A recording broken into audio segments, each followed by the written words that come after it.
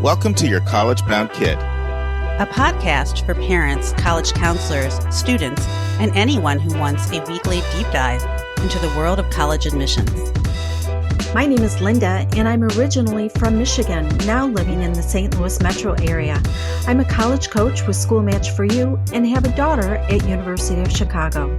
I'm Lisa, and I'm a clinical psychologist and college counselor. I have a daughter in college, a daughter in high school, and a son in middle school.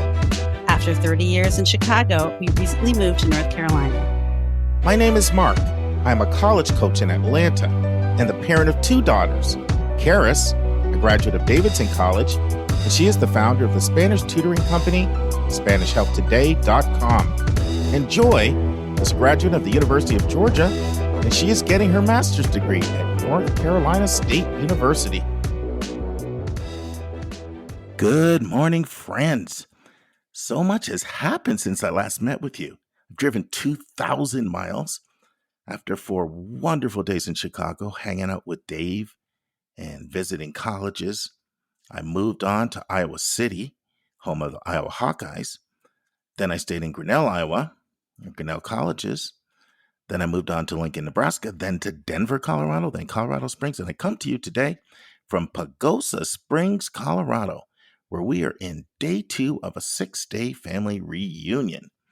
If that wasn't enough to keep your head spinning, I also had a trip to the emergency room for a freak knee injury, and I'm still awaiting the diagnosis on. And certainly I will share that with you when I get more. So I say all that to say there's so much I wanted to say today about Biden's loan forgiveness being ruled unconstitutional, and now what he's trying to get through under the Higher Education Act of 1965 for recipients who have had trouble utilizing the income-based repayment options. But I really didn't have the time this week to do the topic the justice it deserves. So we can do something completely different. Totally different. It's something I've wanted to do for a really long time. And let me give you a bit of history. So we're in year 6 of the podcast, but we're only up to 14 months of having our Monday episode. Our regular listeners know we had a Thursday episode really for the first 5 years. Now, the original purpose of this Monday episode was so that we could bring you more interviews. We just felt there's so many amazing thought leaders out there, and we're not able to bring enough of them to you, and we wanted to bring more of those to you. So that's really the main reason why we added the Monday podcast. But pretty quickly, it kind of evolved or devolved, depending on how you look at it. We started adding a question for a listener, or big topics in the world of college admissions, or just some topic I have passion on. But the original focus was just to run interviews, and a little bit longer interviews. And let me share something else with you. You know, a lot of times people will reach out and they'll say, I love your podcast. I love your podcast. And I'll say to them, what can we do to make it better? And the single biggest complaint I've heard about our podcast is that, decent number of people wish we didn't have like part 1, part 2, part 3 for interviews. They wish they could hear the entire thing in one segment. And of course, you can do that. It's a chance for me to put a plug in. If you go to yourcollege-bound-kid.com, where we have 147 of them up in their entirety. But they're talking, of course, about the listening on their Apple app or whatever. The problem with their reasoning is we're not going to have a 4-hour podcast. And we're not going to get rid of our admissions tip, our admissions vernacular, our hot topic in the news, our question from a listener, our college spotlight. So we have to break the interviews up. Also, if we ran it in its entirety and we had 2 podcasts a week, we'd literally need 104, 52 times 2, brand new interviews a year. And that would be a full-time job for about 5 people. So we have to spread them out over 3 to 4 segments, partly to keep our podcast to a reasonable length, and also to make it just manageable for us. So we can manage like 35 to 40 interviews a year, especially with Lisa helping me out so many and Linda stepping up along with Julia, Vincent, Susan with the interviews. But for those who've always wanted that one interview in its entirety, your wish comes true today, because the interview is going to be the whole podcast today. And now this week's interview with a special guest.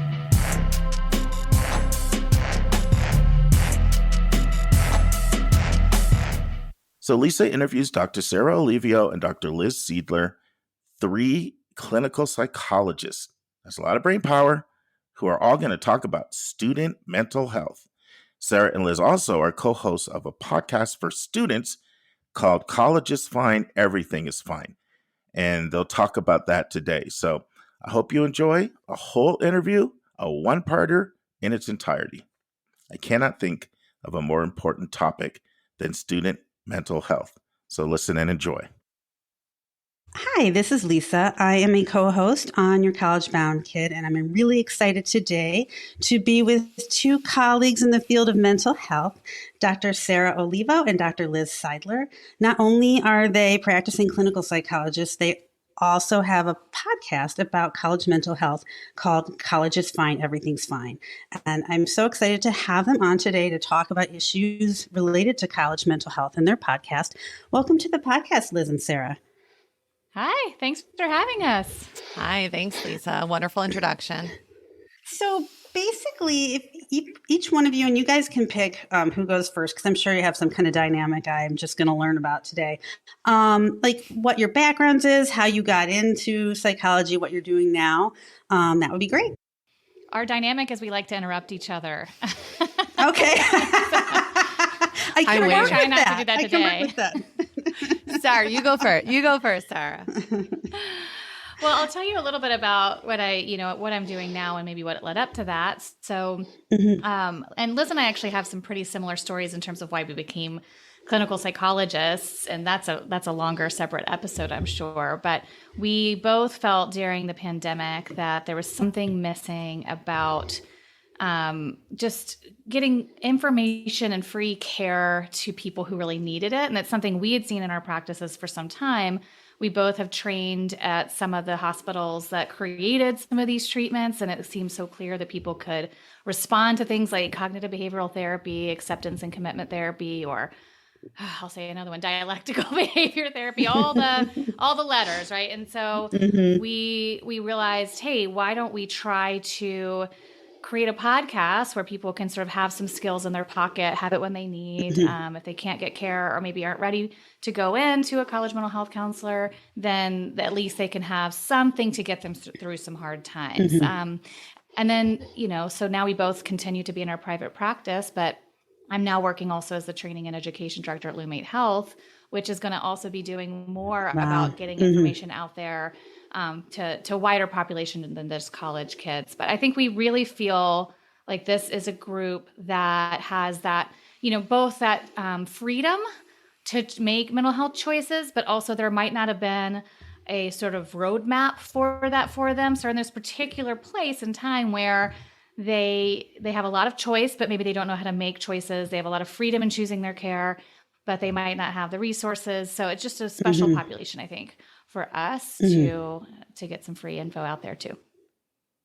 Well said, Sarah. I cut that down a lot. Just cut half of that out. I'm editing room. Yeah, I'll just add, and I think, and maybe why I was interested in working with Sarah, I think like just personality wise, I really value working with teenagers and young adults. I think it's fun. It's exciting. They're incredibly resilient. They teach me a lot. I love like sarcasm and humor in therapy. I think they're a wonderful catalyst for change. So I think that population has always been a population I've wanted to work with in terms of having fun while I'm doing something that I really value, which is contributing and helping others. At the same time, we know that the onset for psychiatric disorders is greatest. It's the greatest period of vulnerability is during teenage years and young adulthood. So that was also in terms of, something that was really important to me was to work with a population that we knew was really vulnerable.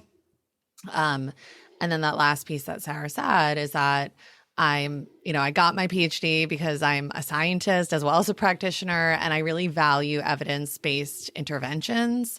And felt like the podcast was really a way that we could reach a wider audience while hopefully, my hope is that we can also catch people that might not even really be that symptomatic during a period of time that we know is just a huge transition and just really ripe for problems to arise. So, and And lastly, I promise this is my last thing. Sarah and I have to be. You get as many things as you want. Sarah and I practice what we preach, right? So I'm like, oh my gosh, I wish I had some life skills under my belt that I knew what to do when I was really upset with a friend. Like, I look back on ways that I handled things during my teenage years, and I'm like, oh my goodness, Liz, like, you could have been so much more effective. So to be able to have a language, a set of tools, and to be able to talk to college students and help them kind of learn about these things, I feel really privileged to do that. So, and we're excited. You know, we're almost a year in, so it's an exciting time. Yeah, that's great. So, this is a college admissions podcast. So I have to ask you guys where you went to college and where you went to graduate school, because people are interested in that sort of thing. And also, I would say sounds like you share the kind of goal of being like transparent and open so that you can give this information to people, right? I love that. I went to Duke for undergrad, and then I went to Boston University for graduate school and studied. It's so funny in graduate school the way we do it. You don't really go to the school; you study with the person, and you just kind of happen to go where they are. So I went to undergrad at Fairfield University. I did a brief stint at Teachers College at Columbia for a master's, and then realized I had to earn another master's in my PhD anyway. And I did my PhD at Hofstra University on Long Island. Oh, that's great. Thank you. So, you guys both work clinically with college students and young adults, and you also have the podcast. So you're subject matter experts. What are some of the mental health issues that you're finding to be prevalent right now with college students? It's the most common things that they're struggling with. Oh gosh, it's a big question. I almost wonder if we need to break it down by the phase of college that they're in. Sure, we can do that. Yeah, because certainly let's just say anxiety, right? Is pretty rampant across all years. But I feel like that might shift depending on the theme. So for instance, we know freshman year that it's more common than not to feel lonely and to feel anxious about finding your friends in your community. And that's something that we really wanted to make sure to spread the word, because I don't know how many people had come into our offices. Maybe we had helped them transition from high school to college. And a big part, what I kept on saying is I want to inoculate you. You are probably going to feel lonely. It's not all bad, right? But if you feel that is completely common, it's common among a wide range of people with tons of friends, people who struggle to find friends. It's really common. You're going into a whole new place. So I feel like that freshman year is a big piece. And then time management, we hear a lot. Like, I have too much time, and I was so structured before. So freshman year can feel like a big, just overwhelming in terms of the free time, strangely enough. And that lack of academic structure too. You just get a syllabus at the end of the year, and you're kind of expected to chop your way through it on your own, but they haven't really, depending on the high school they went to or the family systems they were in, they might not have that ability. So I feel like freshman year is really anxiety about those. I mean, there's others as well. We hear about imposter syndrome a lot. I'm not sure that that's a particularly freshman year issue. It's a lifetime thing.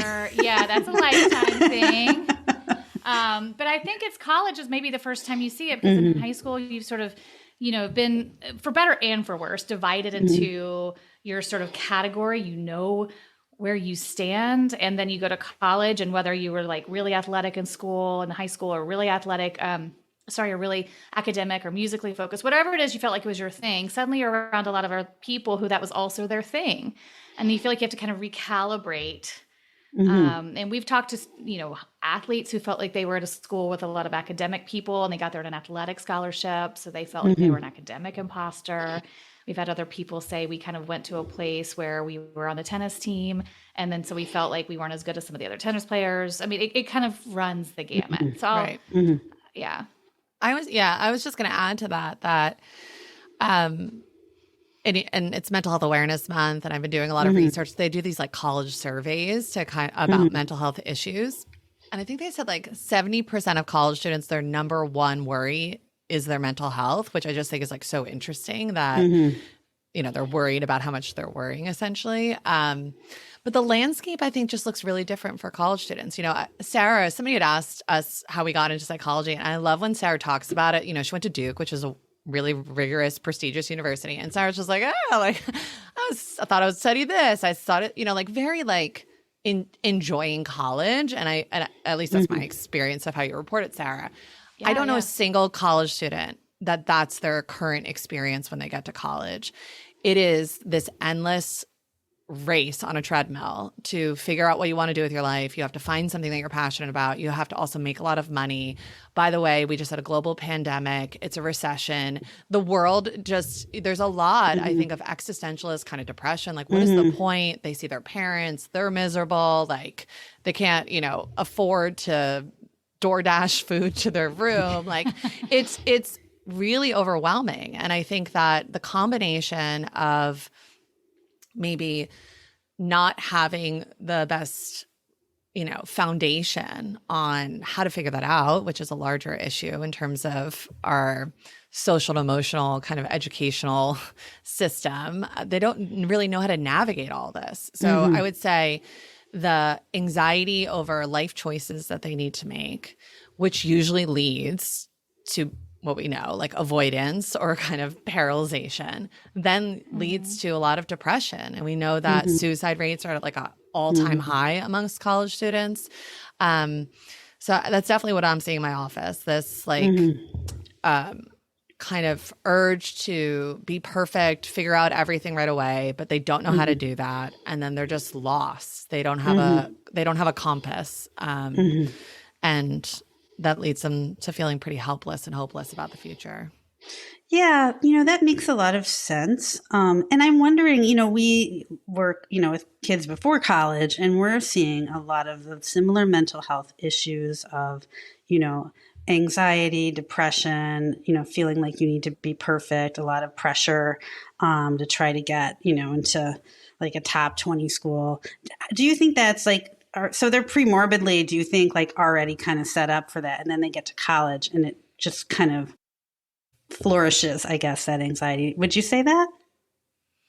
I don't know. I mean, because I guess we think pre-morbid, right? And when I think pre-morbid, I start to think of it almost like as a genetic potential, right? We always think of like genetics load the gun and environment pulls the trigger, which is kind of a horrible thing to say. You can't even say these things these days because of all the stress around school shootings, but that's how we'd always say it before. So like, I think pre-morbid is like, does your family have it? Is it something you struggled with, regardless of the level of academic and environmental stressors in your life? Is that something that you're more prone to? I've got a little guy right now who I'm like, he's just a depressive thinker. He's not really in a place where he's doing much that's stressful, but yeah, he is sort of prone to it. But I think that on the flip side is you have these environments, and we have I think an episode around this, like how when the environment is too powerful, what do you do? And so you put, these students, whether they are pre-morbidly anxious or not, so prone to it just out of their, they were kind of born this way, like the path might have lent them towards anxiety. Suddenly they're in a classroom where it's discussed earlier than typically it would have been when I was growing up. Suddenly they are taking AP courses all the time to try to think about it. Like, I work with a 9th grader who's saying like, okay, I need to take this many courses already, and all he does is study. The environment says you should be working this hard and you should be this stressed, so a lot of times when people ask me, I live in a town where everyone's like, oh, let me just kind of get a quick tip from you.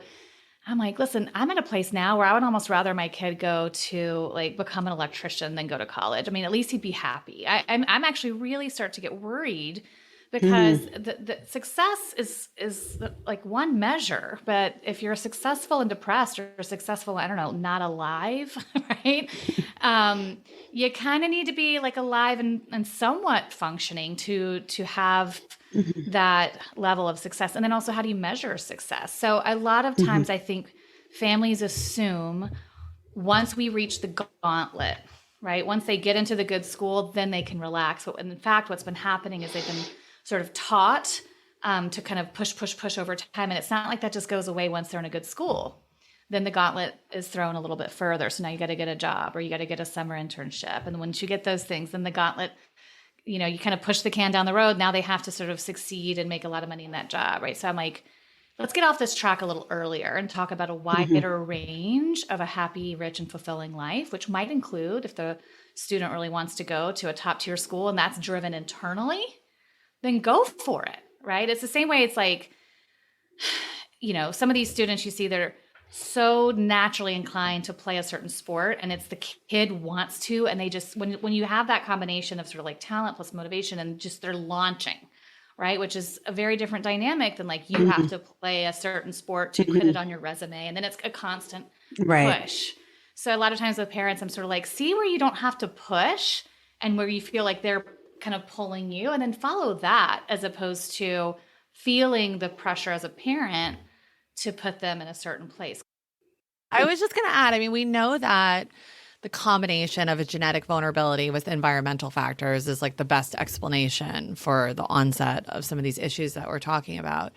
I was reading something, I can't remember. I feel like I always am weary of like citing facts, but I swear this is a fact, but I just don't know my source yet. I'd have to like look back. But I was reading something about. I'm going to Google it. I was reading something. It was some longitudinal study where they basically were saying that there are more parents who went to college who are currently parenting teenagers, right? So that when we look at kind of rates around anxiety and like what the college students, like what are the environments they're kind of raised in, that it's a lot different than like, let's say it was 20 years ago.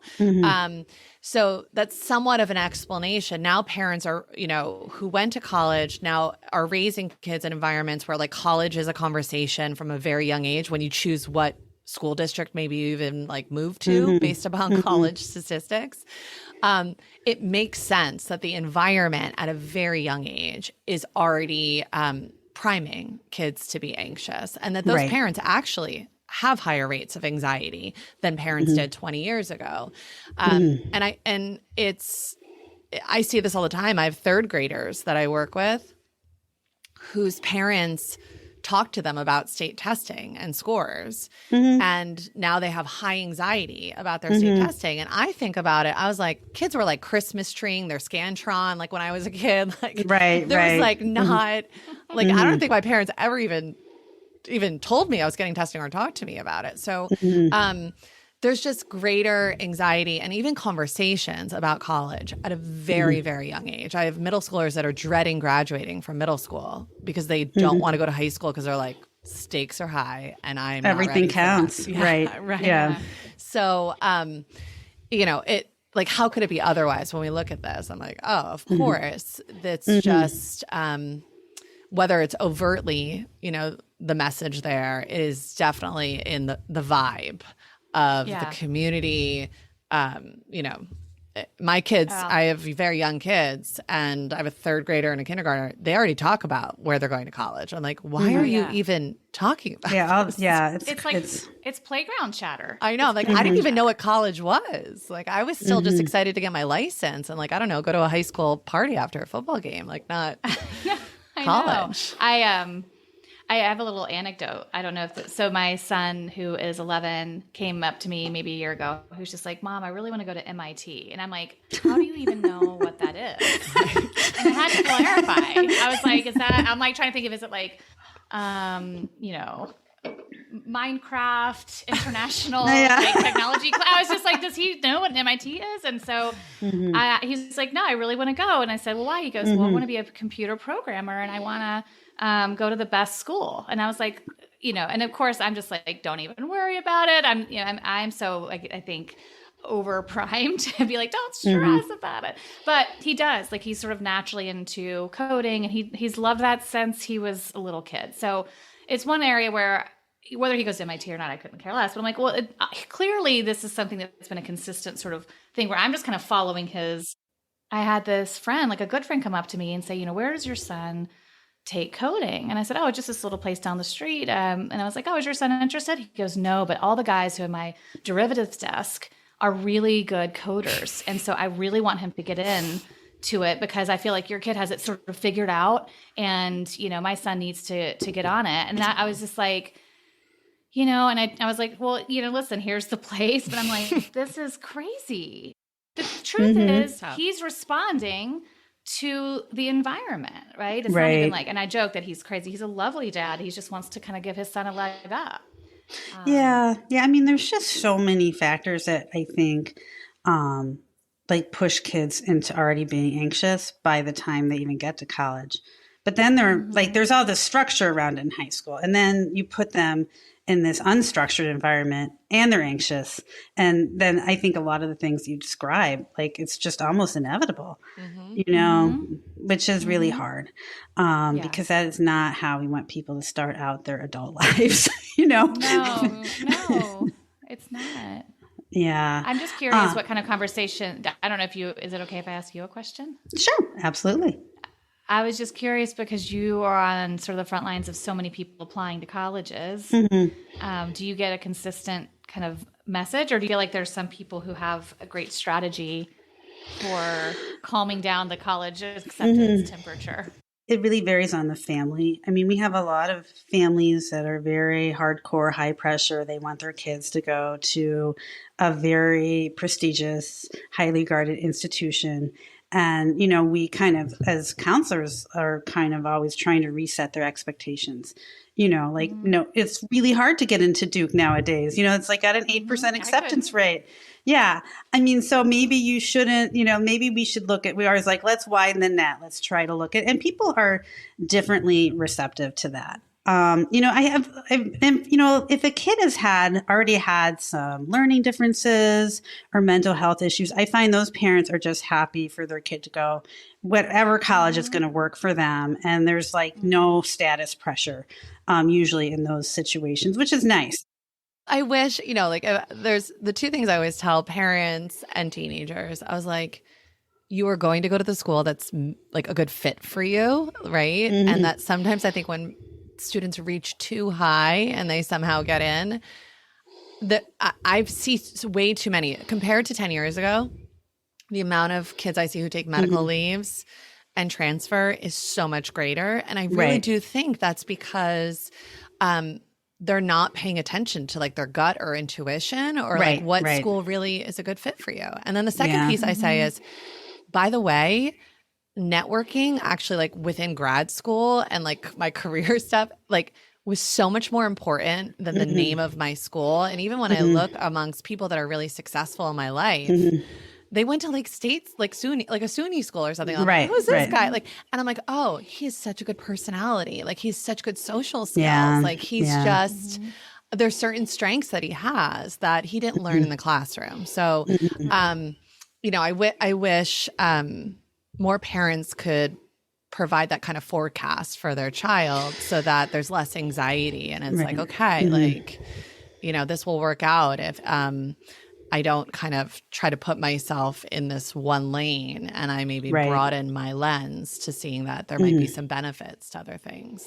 Yeah, there's some research done on kids, and what we have found is that, if a kid is in the bottom third of their class, and that might happen if you go to a very highly prestigious university, even if you're at the top of your class at your school, those kids don't do as well academically, and they have lower self-esteem, and that they get anxiety. It's interferes with their performance. If they went to like a smaller school or a school that was less prestigious where they were, kind of in the top third, they do so much better in life. It seems like they feel great. They have more confidence. They're willing to try more things. So it's. I don't think people always see that. They just look at, oh, this prestigious university, it's my ticket. It is a ticket, but it might not always be to where you want to go. Yeah, and it might have. I think to your point, Liz, around that study, like so, it's easy to see if this were your ticket.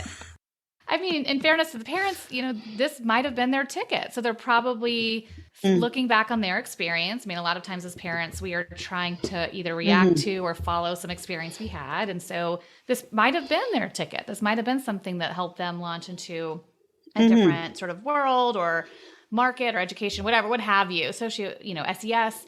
And so now, of course, it makes sense that they would want this for their kids. It's not like these are all people are just like, oh, this is the only way to, impress me or give me to give you love, right? I think the intent might be really, of course, coming from a place of like love, but it's just the impact is not intended, right? So we have an intent versus impact gap here.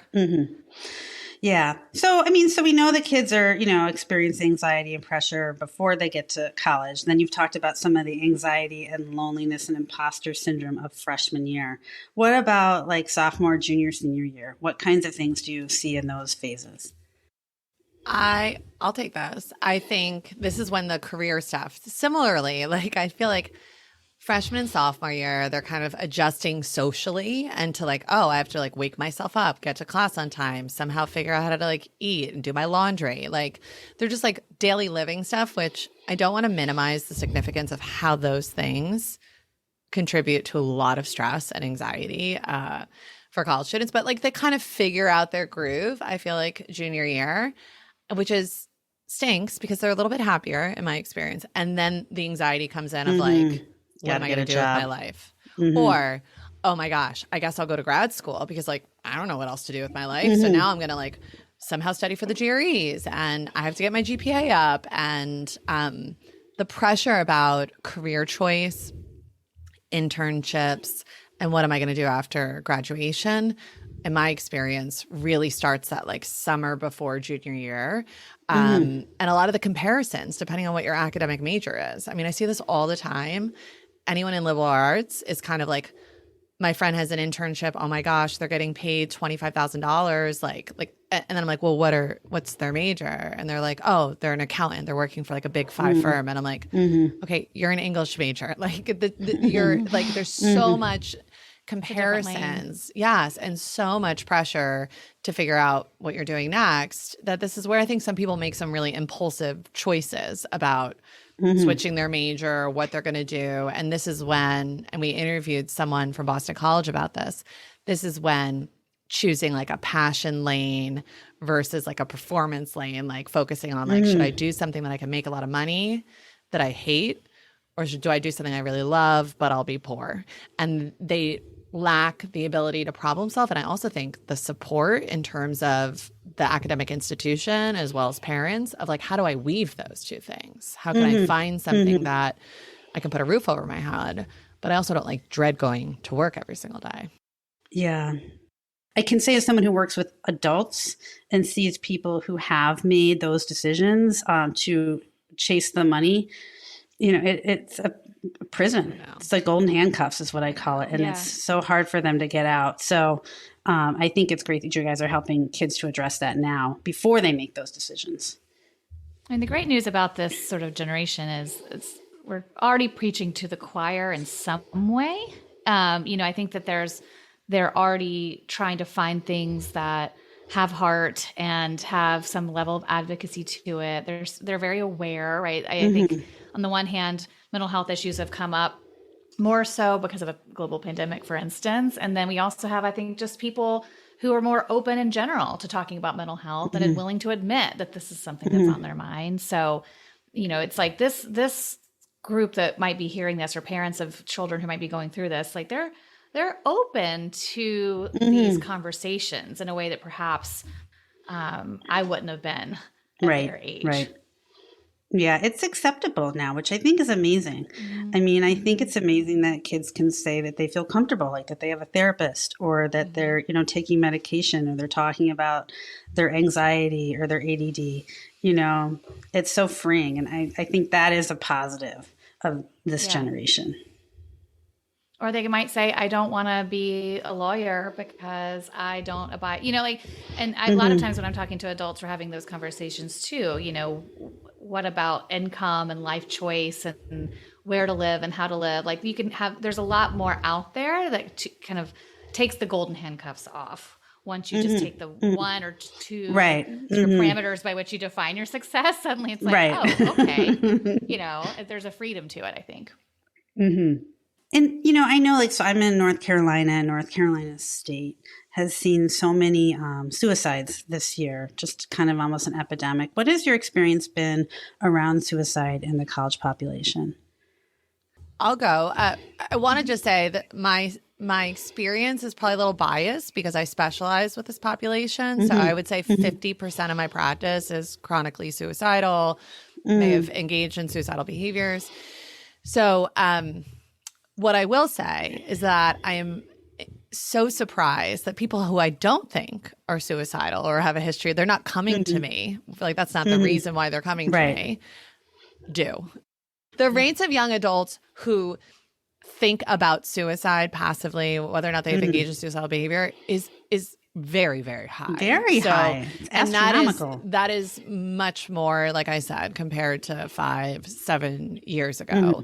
And then the rates of suicidal behaviors, like I said, amongst people that are coming to me for other issues, you know, is really, really, really high again, like much greater. You know, it used to be that there was a kind of a typical presentation of, let's say, what a young adult would look like when they came into my practice and they had a history of those behaviors, like maybe they were more impulsive or had certain psychiatric disorders. But like I said, there's like somebody coming to me that just has generalized anxiety disorder and ends up having a suicide attempt. And I'm always shocked that they have kind of a different profile. There's a different profile, I think, of what suicidality looks like amongst college students than it did before in the past.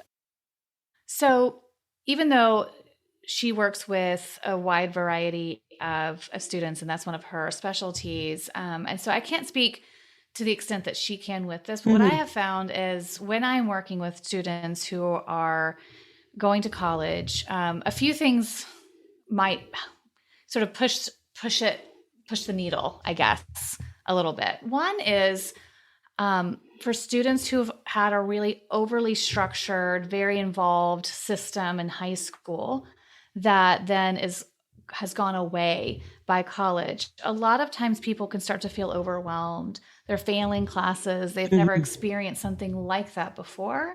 And they don't have a coping strategy for it. And they start to, whether they engage in a suicide attempt or not, you know, that's when I'll typically have someone I saw in high school call me back and say, hey, I'm starting to have some of these thoughts and it's scaring me a little bit, or I'm starting to consider self-harm.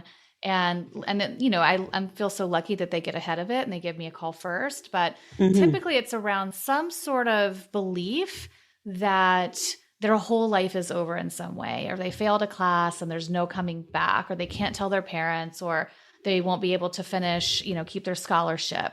And, you know, I think you and I sit here knowing that there is a next part, right? After all of these really sort of traumatic incidents, there is something that happens afterwards. People do recoup and repair from some of these real difficulties. You know, when we talk about stress and anxiety, I do want to give some discussion around the hookup culture. We just spoke to someone, Dr. Lisa Wade, the American hookup. And so it's not all academic either. I think a lot of it is around sort of engaging in this, and hookup culture is just one of them. But certainly people who might not be engaging in what is typically assumed to be the quote unquote right hookup culture in their school, oftentimes we're hearing from them too. I'm lonely, I'm not hooking up, or I guess I should do this. And they feel some sense of shame because it's not coming from a place of like an internal like curiosity about a certain hookup or sexual act. And I think a lot of times people are navigating the sort of shoulds and shouldn'ts of college, whether it's hookup culture, the work hard, play hard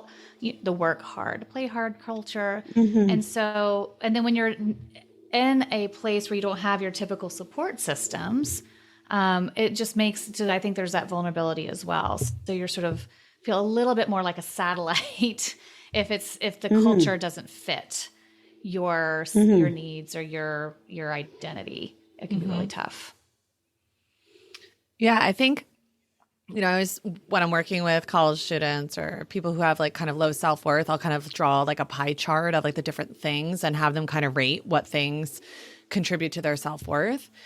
And I just think that things that were not on people's radar, like I said, 10 or 20 years ago, are just really on their radar, right? Like, particularly we see female suicide rates are higher amongst college students. And so we see that like appearance and body image related issues, you know, like when I was in college, I was like throwing a hoodie on and did not see the gym like that frequently. But now it's almost swung in the other direction where I think there's like the amount of college students that I know that are aggressively like working out, like making like they have a ninja bullet in their room and they're making smoothies. And I'm like, oh my gosh, like it's just the amount of things that they're trying to attend to and kind of perfect is just greater. And whether it's like relationally, right? Have I had enough kind of sexual experience or romantic relationships? Have I found my forever friends that my parents talk about their college student, college friends that they had? Am I picking the right major? Am I sleeping enough? Like, it's kind of like the different domains of worry. They like check off every category that they're worried about, when I think it used to just be like, have fun and like you'll figure things out. It's more things are on their radar. And I don't want to blame everything on social media, but I do think having a smartphone, and I will quote Adam Grant. He did, I don't know where his stats just came from, but I love Adam Grant. I love Adam Grant. And he just shared recent research that basically said that the younger a child gets a smartphone, like I forget what this percentage, this is where I'm not gonna be accurate, but like it increases like rates of mental health issues by like 90% or something like that. So there is like so I do think that, not to date myself, but I didn't get an actual cell phone, not a smartphone, until I was a sophomore in college. So, I just think that experience too, that the ability to kind of evaluate, am I doing all the things that society thinks that make me worthwhile, and how am I kind of grading myself on that, contributes a lot to some of the vulnerability factors that I think we see for suicide risk. Yeah, there's a certain amount of ignorance is bliss. I sometimes will say like, oh, you don't know what you don't know. I've said that a lot in my new job. But now kids know. They know everything. Yeah. Or they can. They can, if they, depending on how well they curate their social media feeds, so they can know where their friends are at all times. And they can, there's so much more to sort of create an analysis paralysis of, where your social standings are.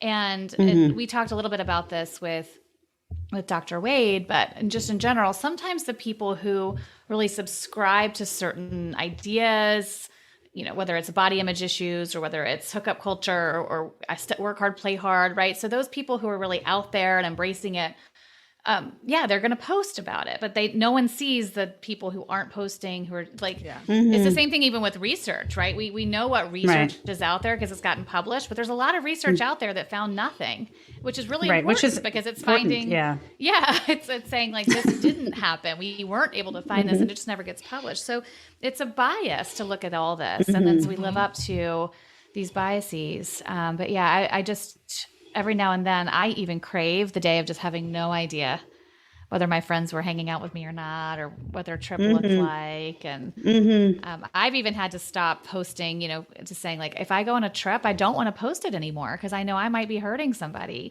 who is struggling. Yeah. So, we've talked a lot about some of the different issues and problems. Excuse me. What are some strategies that you suggest that students use? And I know you have some really beautiful concepts that students can pick up and use. So talk about some of those. Well, it's funny. I think we're prepared for this. We're doing a talk tonight for a bunch of parents and students preparing for college. So we had to give some of our top hits. Yeah. Liz and I love dialectics, and I know that word is kind of a tough one, but I think just being aware of how two things can be true at the same time can help across a lot of situations. So some of the dialectics we've seen people go through in college is it's one of the most social times of your life, and it's one of the most lonely times of your life. And it sometimes can be both of those things in the same day, the same minute, the same week. And if you can recognize both as being true, then you feel your emotions aren't going to be kind of whiplashed into like, this is great, this is horrible, this is great, right? You can say, oh, this is my freshman year where both of these things can be true at the same time. So I know that, what are another dialectics? We will actually, for your crowd, we also see sometimes holding on too tight, letting go too soon.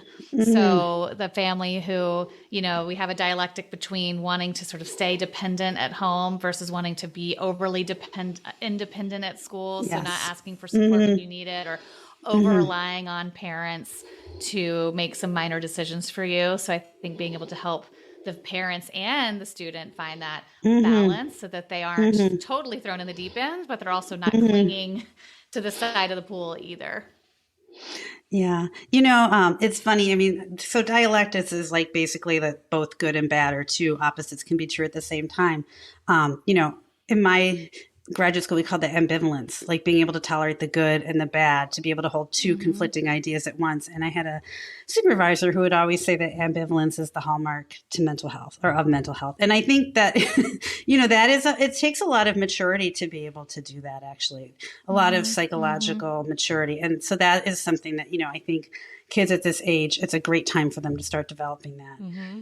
Yeah, but ultimately leads to resilience, I think. Yeah.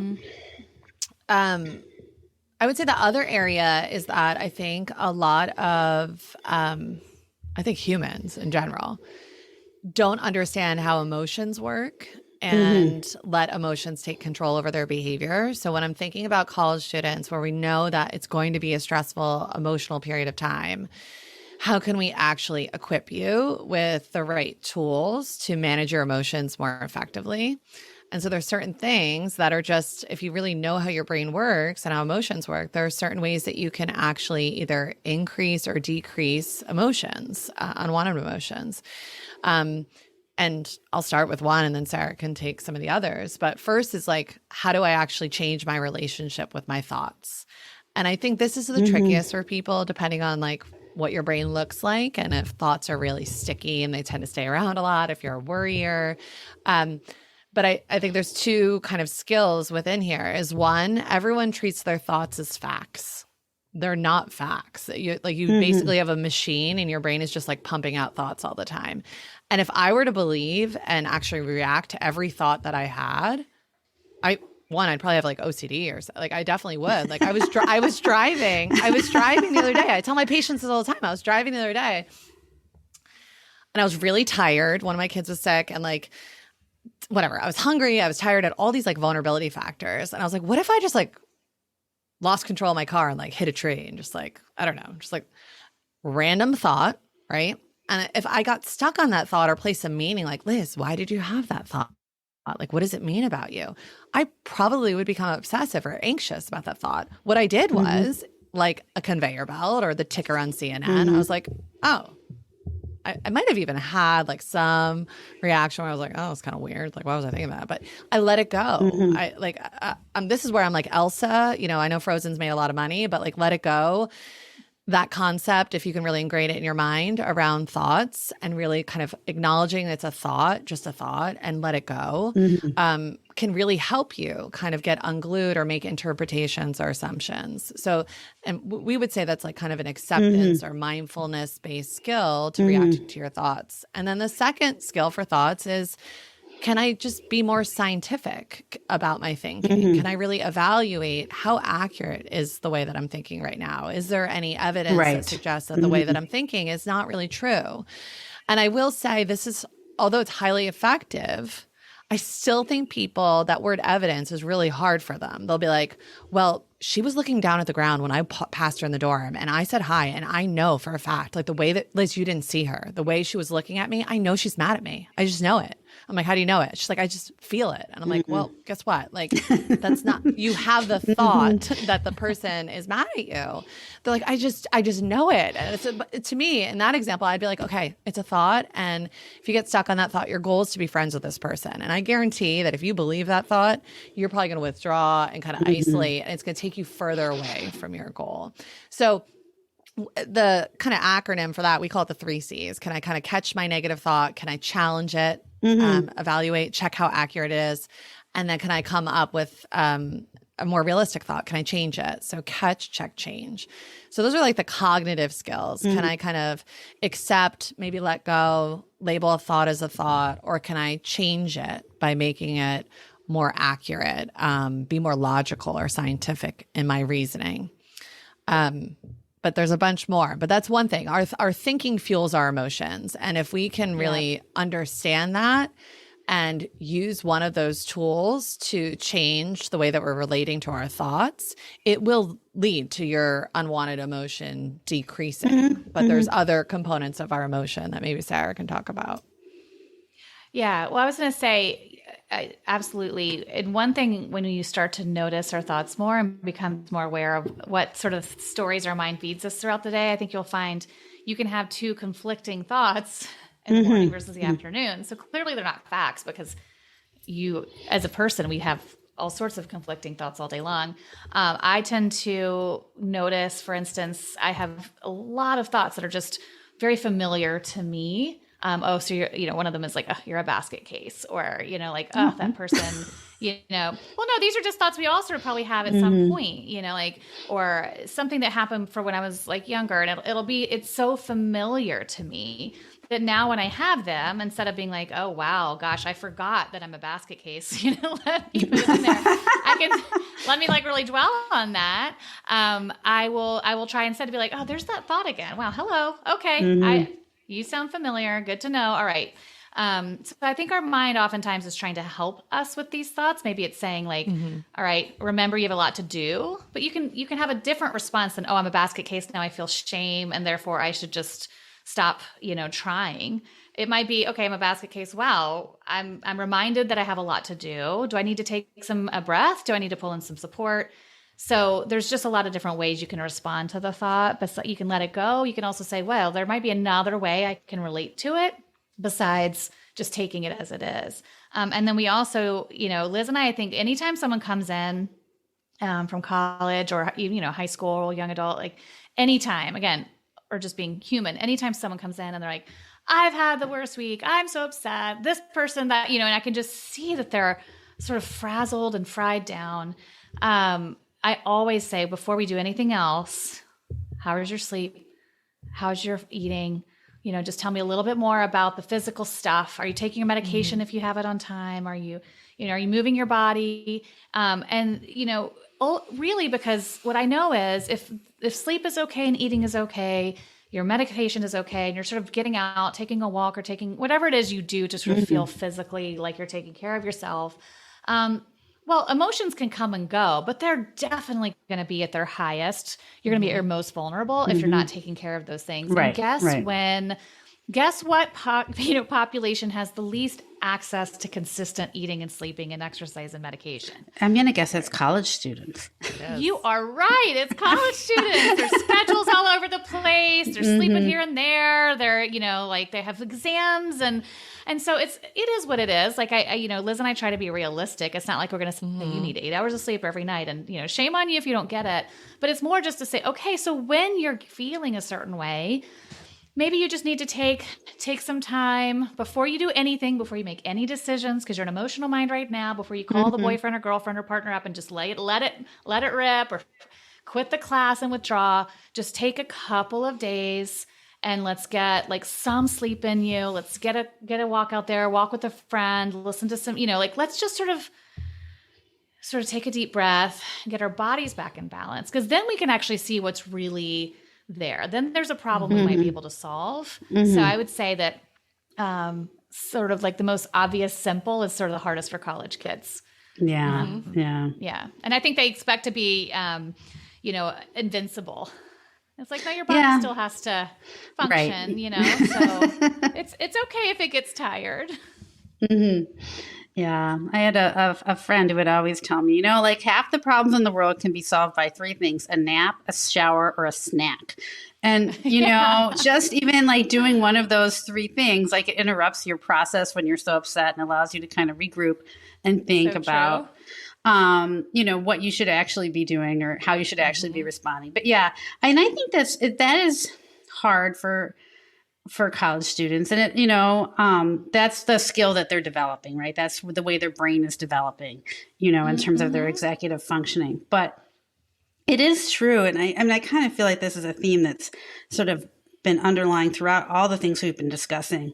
Like the way our society is structuring adolescence and college, it's not on the same like developmental time path as a person's brain. And so therefore you're going to get all of these mismatches. You're going to get all of these, the anxiety, the suicidal ideation, all of that, because we are putting people in a situation in which their brains are not like developed for.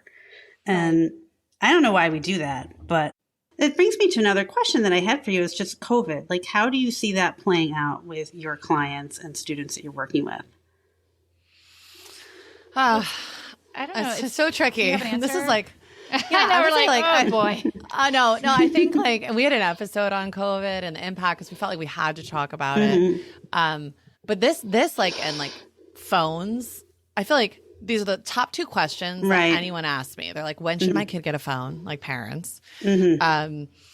How much should they be on it? Should they use it? You know, like what social, you know, like all these, does it impact? Do you think that's why kids are really like losing it these days, right? Or COVID, right? And I would say the biggest impact in my, you know, I think different periods of time, you know, it's definitely impacted. I work with people that it was their high school experience, right? And then of course I work with college students who are now graduating and had it impact a lot of their college experience.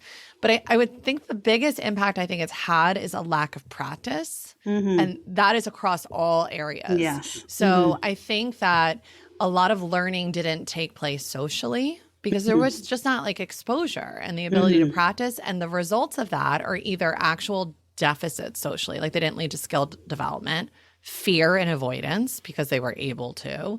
So it kind of manifests depending on who you are as a kid and your temperament in different ways, the impact. And then academically even, I mean, I think it was a real disservice to a lot of students. Like they'll say to me, they'll be like, you know, despite our best efforts technology wise to like ensure there's not cheating and like whatever else they did. I don't know. I wasn't taking these exams. They're like, I cruised, like, thank God for COVID. Like, I wouldn't have the GPA that I had, right? So, I just think, like, relationally, academically, and then, of course, I do think changes of environment. You know, a lot of people were in different types of environments, whether they were home, back at home, when they should have been maybe developing some more independent skills. But, you know, so I just think, like I said, there was the absence of the ability to practice skills, to develop certain strengths that we would want to see amongst young adults that are launching. Yeah. And I think that a lot of attention has been paid to elementary school students and learning lost and so on and so forth. And I don't know if as much attention is being paid to college students, at least of what I've read. I mean, I'm not saying no one's paying attention. But there's a lot about like the learning loss that's happening in the school aged and high school aged kids. And then the college too. And maybe, you know, I think that there's an expectation that resilience will happen and that it's sort of fine that they found their way back now that we're out of it. But even just the other day, we have some interns, 3 of whom are in my local high school, and we have a couple of college interns. And I was just listening to the college intern talk to some of the high school interns and do some like a little mentoring conversation. They were asking her, what was your freshman year like? What do I expect? And she was like, well, the first 2 years of my college were COVID, so I have no idea. And she's fine. She's thriving. She's lovely. She's got friends. And that's who knows what it would have looked like if there was a different path. And so that's the other part is I think so many college students, just because they're okay now, we're not looking at all the things that they lost or some of the relationships and social sort of muscle they weren't able to flex in their freshman year. So their friendships might have been a bit more concise. And, you know, we're talking about kids who had resources. And we're not even speaking to the children or the teens who didn't have resources and who've had to make a lot of life adjustments because they lost a parent and so on and so forth. So I think there's a reason why there's the Surgeon General is creating memos on why the mental health crisis in teens and young adults is what we should be absolutely paying the most attention to. So we see from a national level that there's this big push towards that.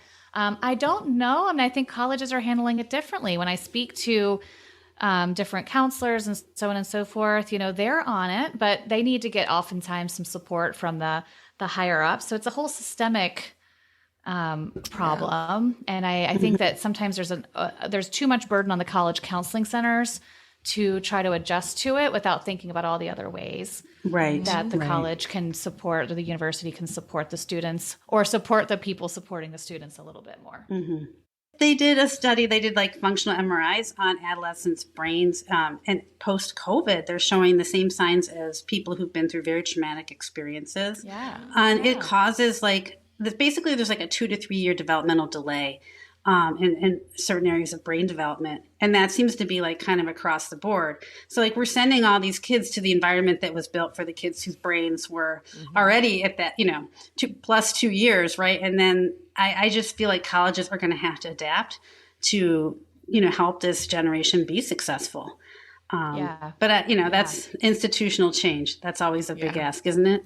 Right. I know. Well, I was talking to a college counselor at a well-renowned university, I think, that has plenty of funds, right? And what he said is, listen, at a certain point, they can't provide a really high stress academic environment where they want to report on the number of people who get into medical school, and that's what their push is, right? And then expect the counselors to just kind of scoop up the anxious, like he's like, at some point, the environment has to support a wide range of outcomes for these kids. Right. And so I do think there's movement. There's actually a whole, I always forget the name of it. I can try to find it. But there's a movement. There's actually sort of a white paper that went out where other colleges are signing on to say, we're going to talk about mental health as being a primary outcome of our success. And, I think a lot of the counseling centers are trying to get those schools, the ones that they're working on, to say, okay, if you guys sign this and we start using mental health of our students as a major metric, we might be able to see some actual change. Right. Right. Yeah. Maybe I was just going to joke that they should put that in U.S. News and World Report rankings. Yeah. As meaningless as they are, they might be more meaningful, at least if you had some of that. But I mean, there's a little bit of truth to that. Like, what if we said, hey, this is the ranking in terms of all the other things, and this is where how happy the students are. I know you're joking and it doesn't matter and all that kind of stuff. And there's going to probably I think it does matter. But no, like the ranking, like I know that some of those are so skewed and it's sort of silly, but I honestly think it would be so fantastic to see, some, like, I just am curious what that graph would look like. Yeah. The top ranking schools versus how happy the students are would be really important. I would want to know that as a parent. Oh, yes, absolutely. 100%. Yes. Like, rate your professor, rate my college. Let's. Well, now any of those community surveys about mental health issues among college students are not college or institution specific. Right. Right. So what parents will come to me is the only things that are really like accessible to, like, are oftentimes like suicide rates at certain schools that they'll like kind of see in the news or something like that. And those are like worst case scenario, right? Amongst, but I hope as a society we move towards rewarding, young people for practicing skills to take care of themselves better in terms of their body and their mind, so that they ultimately can do what our expectation is of them to do, to kind of function, contribute to society, because it's you can't run a marathon with 2 broken ankles. So And it actually reminds me, remember you talked to Emmy Newfield? She wrote a book called Accepted, and she's working on another concept right now. It's about toxic resilience. So this is very much her term, but I think she has a personal situation, which she's open about, which is to say, I essentially came from a difficult kind of upbringing. And I think that everyone expects from not just me, they expect resilience as if that's the only outcome for someone. And if they're not resilient, then somehow it's a character flaw. And I think should be more room for saying that people should not have to be expected to sort of pick themselves up by their bootstraps. Yes. That can't be the only term tossed around as if you're, and I've had people where, someone I knew who right after graduation from college got cancer, and she's fine. It was never going to be fatal, but she struggled a lot, and she would come in being like, I can't believe, I guess I'm supposed to be like writing a blog or something about my experience. Like, she had an expectation because of things like social media to say, I have triumphed over this cancer. And I'm like, it's another way that people sort of look to the blogosphere or the social media posts where that's that person's coping strategy, but that's not the coping strategy for you. Yeah. I often lament, like, why can't we just reinforce people for doing good things for themselves and for society. Why is that never getting reinforced? Why are we reinforcing like antisocial behaviors or things that are bad for themselves? I think things could be so different. Like if we just started making it financially important for colleges to make sure that they were providing an atmosphere that is conducive to good mental health. And I went to the University of Chicago. And I can tell you that that was not an aspect of that at that school at the time, and I think that had a huge impact on me. So I think that I really hope that's something that could come to pass. Yeah, me too. Yeah. This has all been so great. We always ask people for advice that we talk to. And one set of people that we ask for advice about is for parents. What's your best advice for parents of kids who are going through the college application process or maybe they already have kids at college right now? Where to start? And I love parents. Just, like I ran a parents of young adult group for like several years. I love working with parents of kids that are maybe having difficulty kind of in this period. As a parent, I haven't hit it yet, right? So I'm always mindful, like my thinking has kind of changed when I personally kind of hit certain milestones. But I think that my biggest piece of advice, and this actually is to parents in general, is to try to find the balance between accepting and changing things for your child. I think parents are very quick to problem solve. Yes. And one, it robs the opportunity for a young adult to actually independently problem solve. Two, it's pretty invalidating in terms of fragilizing them. And if they're not asking for help in solving the problem, I think it really wears on the relationship. So I think, I always say that our job as parents is to instill confidence in our child that they're capable of handling things, right? And to not overly accommodate or do things for them, but provide scaffolding. So, and to slowly remove that scaffolding when there's a stronger foundation there. So I think it's hard for parents to sit on their hands, but sometimes validating, acknowledging challenges that your child is having is actually what they need to be heard and understood. And to maybe sit on your hands until they ask for help. Oh, yeah. That's something. I mean, my oldest is 20 and I really struggle with this. I should have been talking to you about this earlier, Liz, like Text me 5 later. years ago. But yeah, I mean, doing nothing is the hardest. And, watching your kids struggle with something and you're just like, oh. But I've learned that is you just have to accept this is where they are. I think back to myself at 20 and I did so many dumb things.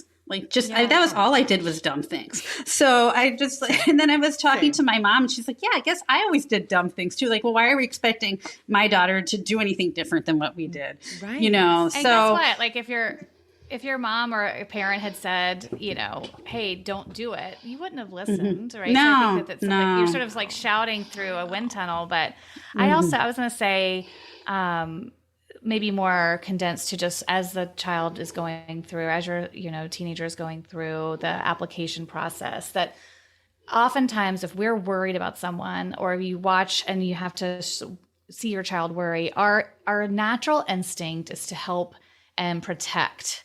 And a lot of times parents default to that natural instinct of helping and protecting, which again, the intent is a really kind thing. And we know that that's to the, Liz's point, sometimes you're not allowing them to figure it out as they go. So two kind of pieces to that. One is as you are trying to watch them struggle, you might have to learn how to tolerate their negative emotion and sit with it, like you said, and just to say, this is actually a goal for me is to tolerate and strengthen my ability to watch them be upset because this is hurdle one of adult life. And it's something where the more I can allow myself to tolerate them being upset, the less I'm going to be intrusive or try to make change or be invalidating. And I think the other part is they're watching you, even if you don't think they are, navigate this stress too. And so if you're going through and you're saying, I've got to kind of fix it, or you're saying, okay, this is a problem, let's go for it, right? They're probably thinking like, oh, and they're upset, they're stressed, so, it really is a problem. And so sometimes those instincts to sort of jump in really quickly actually backfire because it tells the kid, this is a real big effing deal. And if you don't get it right, you're screwed. Yeah. Even if you're not saying that, they're watching you panic. So the more you can just be like, hey, listen, this is hard. We got you. You know, like there's so many different ways for this to be okay. And I'm going to help you, but I'm actually not worried for you. But let me, like, how can I help you today about it? Because you want them to be able to do that once you're not there. Right. What about for us college counselors? How can we be more helpful for our students in terms of their mental health? Oh gosh, I'm like, if anything, I'm like, you guys are already doing so much to help. I'm more on the like back end of being like, let's get more funding and support for you. Yeah. Like, aren't you guys doing enough already? Lisa, do you mean like specifically around like academic counseling and like going through the college application process? Yeah. Sometimes I feel like I'm wearing this hat, which, by the way, I'm very much quickly saying like, this is not like my expertise. I think that I don't want to bring it back to this, but I really do think this is helpful. That I think there's this concept in dialectical behavior therapy about these states of mind you can be in at any given time. And I actually love when I'm teaching this to go through. I actually, when I'm teaching the example of this, I actually will use picking your college as like an example going through these states of mind. But anyway, I think understanding that like there's an emotional mindset that we can be in where that's like, I'm going to University-Miami, like hanging out in South Beach, like it's so warm, I'm going to school there. Or we can be in like a reasonable, rational mind state. Like, okay, I'm only going to get this amount of money from this school. It's this approximately from home. It definitely has my major, like really just like looking at the facts of the situation. That paying too much attention to either of those things solely, you probably are not going to make the best choice in terms of where you're going to school. So in DBT, the synthesis of those two states of mind is called wise mind. And that's like your gut or intuition. Like, how do I pay attention to that? And how can we help teenagers once they find that, communicate that with their parents, right? I think that's a second hurdle for them, And when people ask me, college students will ask, or young adults, they'll be like, how'd you choose where to go to school? I was like, I don't know. I just got this like feeling when I was on campus. Did it check some of the facts? Was I going to be pre-med and psychology? Could I afford it? Sure. And did it have like social aspects that were maybe important to me or whatever? Yeah. But it was more about the integration of those two things. So that's my biggest, and that's my hope, is that people are provided the opportunity to explore their emotions and the factual side of things so that they can find something that combines. I was going to say that to piggyback off of what Liz said, I think that they're in a place right now where their emotion mind and reasonable mind has probably been impacted by their current world a lot. High school teachers, their parents, their religious affiliation.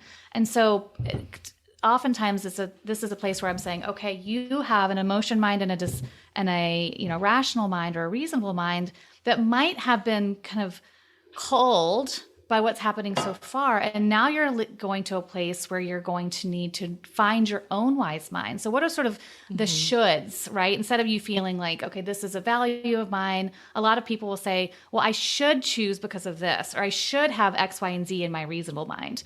And I'm trying to say to that, yes, here, let's think about what are your reasonable mind, but not so much the shoulds of it, and not so much the like, I think I'm supposed to be excited about going to University-Miami, because who wouldn't be, right? Sort of say, okay, are those being placed on you from some different place? And then how can your wise mind be more and more just coming from your internal sort of gut, and less about some of the messages you've grown up with?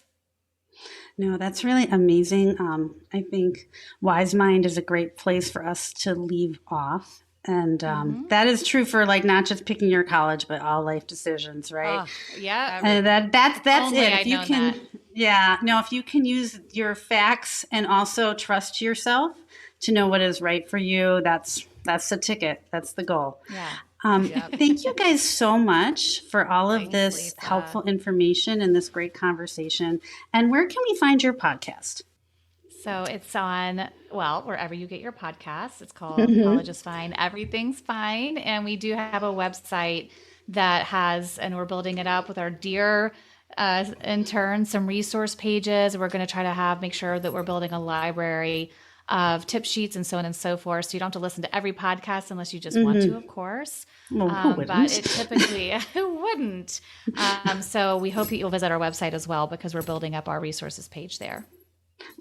Well, that's it. And we're on Instagram and TikTok. Oh my goodness. Begrudgingly. We are on social media, and you will see Sarah and I know. making reels and doing all the fun things. Goodness. I believe our handle is College is Fine, right, Sarah? That is great. Well, we will definitely have to use that podcast. For a recommended resource. We have a recommended resource Thank every episode. So your website, your Instagram, and is TikTok a channel? Is it just a TikTok? I don't know. You're asking. We're just putting stuff on it. It's the same handle. It's the same handle. All right. College is Fine. Okay. And then TikTok. Well, College is Fine. Look for that, folks. All right. Thank you so much. Have a great day. Thank you. You too, Lisa. Thank Bye-bye. you. On Thursday's episode, Vince joins me to discuss an article by John Marcus of the Hechinger Report entitled, "To Help New Students Adapt, Some Colleges Are Eliminating Grades." Alex sends in a question, and she wants to know, how important is it for a student to take advanced math if math is not her jam? And she wants to go to a selective college.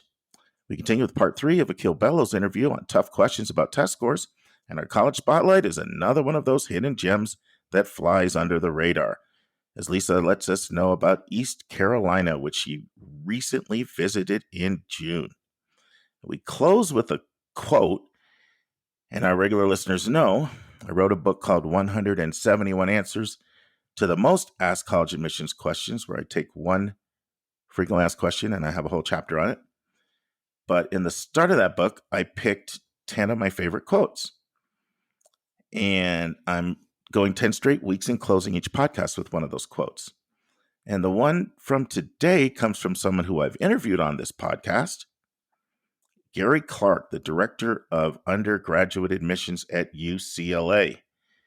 And this quote by Gary Clark is one of my favorites of the 10. In fact, I like it so much, I'm actually going to read it to you twice. So here it goes.